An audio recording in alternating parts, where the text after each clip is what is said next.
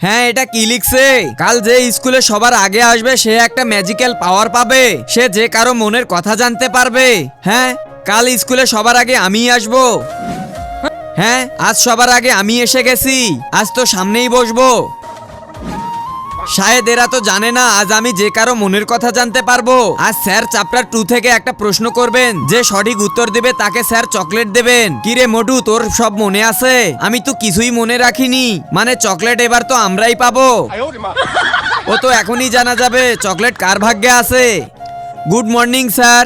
তো বাচ্চারা, আজ আমি তোমাদের যে প্রশ্ন করব সেটা সঠিক উত্তর যে দিতে পারবে তাকে এতগুলো চকলেট দেব, আর যে পারবে না তাকে আমি মারবো। এখন আমরা খাবো চকলেট আর মোটু খাবে মার। শায়দের তো জানা নেই আজ আমার কাছে এমন সুপার পাওয়ার আছে, আমি চট করে কারো মনের কথা জানতে পারি। আজ স্যারের মনের কথা চট করে জেনে নেব।